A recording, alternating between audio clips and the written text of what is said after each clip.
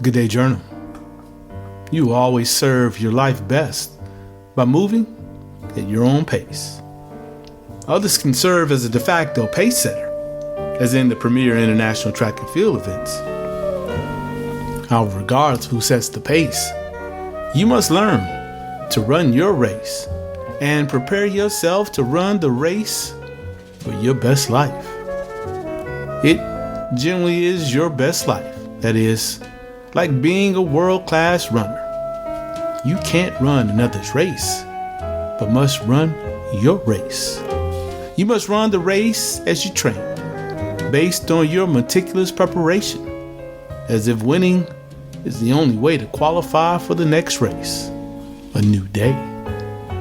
Too often daily, too many people try to run the race of life at another's pace. So frequently, we love comparing ourselves to others who are not in our same class. As beginners, we compare ourselves to champions. As champions, we compare ourselves to the all-time greats. Comparisons work for goal setting. Comparison otherwise can be detrimental to running your best race each day. We regularly act as if how we run the race for our best life today has no impact on tomorrow's race. Moreover, we behave as if there is no connection between whether the Creator will invite us to rerun the race on a new day and whether the Spirit invites us to run again tomorrow. Ignoring or denying the connection between how we run life's race today and whether the Spirit invites us to run again tomorrow is unwise. You were in the amateur classification when you began running the race as a writer and speaker. You didn't know what you were doing other than believing you could write and speak. It was like walking on an Olympic track, touching the Mondo surface and observing how daunting running one lap at your maximum speed would be. You knew before you started, as you would tell your child about your place in the events classification every time he embarked on a new thing. You don't have to worry about being the worst person, you would tell him. You are the worst competitor. The good news is that you have nowhere to go but up. You can't get worse than last place. In time, however, you improved, like your child who participated in youth sports. You went from writing and speaking as a proverbial last place runner to a decent amateur.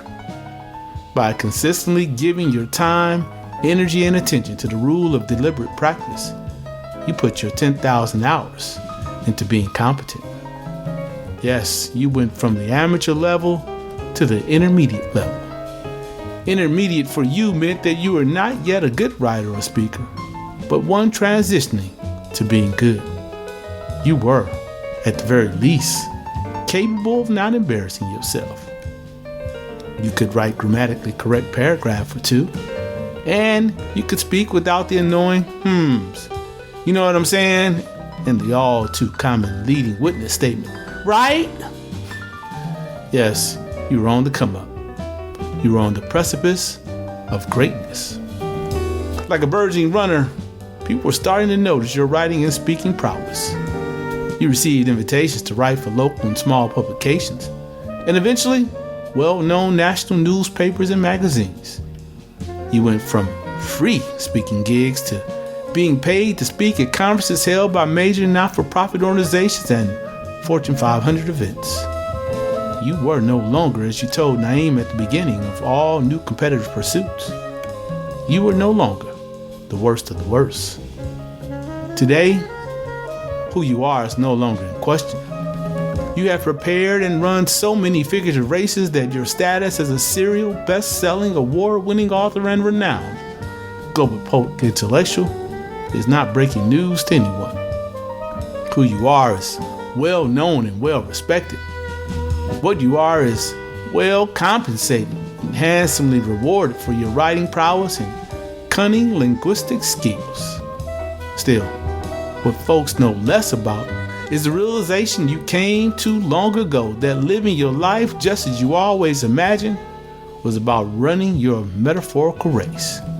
To be or not to be is not the only question that interrogates the meaning of life. Whether to run your race or not to run your race is a question one must contemplate daily. Will you run your race with all that is in you? Do you know if you have a winning strategy? Do you foolishly think running your race is about beating others? Do you understand that running your race's primary aim is to achieve your personal best? In the world of track and field, runners run for time. Competition is not about the runner's competition. It is about oneself. Can you be better than you've ever been? Can you set a new standard for your life? Can you achieve a PR today? Today, the question for you is just that. Can you achieve a PR today? Do you have it in you to maximize your unlimited God-given ability so that you might reach a personal record on this day? Is the personal record for helping, serving, and making sure others know that their lives matter inside you? Are you up to the challenge today to snot bubbles over your face from laughing aloud? Love with the loveliest, passion-fueled feeling ever? And live like your hair is on fire and as though you are desperate to run down the opponents running ahead of you in pursuit of an Olympic gold medal. Such is the way you must run the race of your life. You must train for this day every day without excuse, exception, or equivocation. You must train purposely and passionately in mind, body, and soul for the race. Runner, take your marks. Get set, and bang! Now run your race.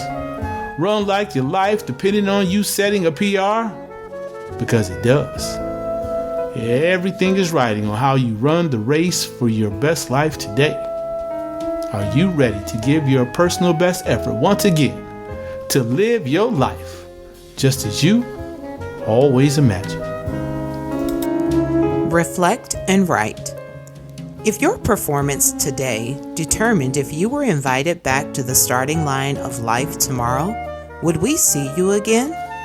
Would you be among those who qualified to get back in the starting blocks? Even if running isn't your thing, you should consider Nate's questions to evaluate if you're ready to qualify for tomorrow's race. Will you run your race with all that is in you? Do you know if you have a winning strategy? Do you foolishly think running your race is about beating others? Do you understand that running your race's primary aim is to achieve your personal best? Now act. Before you move through this day as if everything is riding on how you run the race of your best life, you must clearly understand what your best life entails. Are you ready to give your personal best effort once again to live your life just as you always imagined? Let's get started on identifying what will make your life its best. Spend the next 15 minutes envisioning and writing what your best life looks like. Where do you live? How do you spend your days? With whom are you sharing your time? What is the state of your mind, body, and soul?